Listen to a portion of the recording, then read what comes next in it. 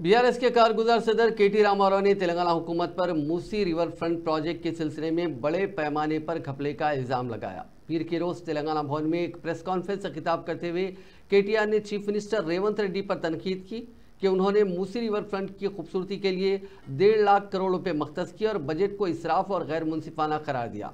KTR ने मूसा नदी project के बजट का मुआवजा किया जिसमें सिर्फ 50 किलोमीटर की खूबसूरती शामिल है, जबकि नमामि गंगा प्रोजेक्ट से जिसका मकसद 40,000 करोड़ रुपए के बजट के साथ दरियाई गंगा के 2,400 किलोमीटर तवील हिस्से को साफ करना है।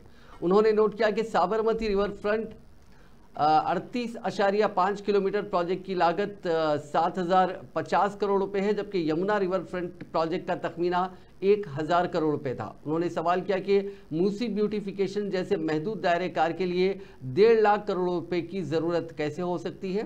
उन्होंने कहा कि इसमें एक बहुत बड़ा स्कैम है। राहुल गांधी వచ్చాడు ఇక్కడికి కాళేశ్వరం ఏటీఎం అన్నాడు, కేసీఆర్ కు బీఆర్ఎస్ కు ఏటీఎం అన్నాడు। మరి మూసీ ప్రాజెక్ట్ ఏంది రిజర్వ్ బ్యాంక్ కాంగ్రెస్ పార్టీకి 1,50,000 కోట్లు అంటే భారతదేశంలోనే అతిపెద్ద కుంభకోణం కాదా ఇది? నమామి గంగేకి 40,000 కోట్లు, ఇంకా మీకు చెప్పాలి ఇంకా ఉన్నాయి వేరే ప్రాజెక్టులు కూడా తెప్పించిన।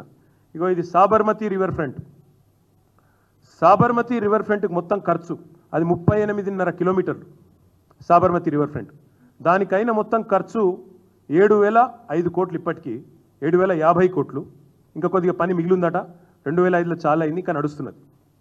దాని తర్వాత యమునా రివర్ ప్రాజెక్టు 22 కిలోమీటర్లు ఢిల్లీ పక్కకు, ఇక దాని ఖర్చు 1000 కోట్లు, ఇంకా నడుస్తుంది అది కూడా। భారతదేశంలోనే అతిపెద్ద కుంభకోణం కాదా ఇది?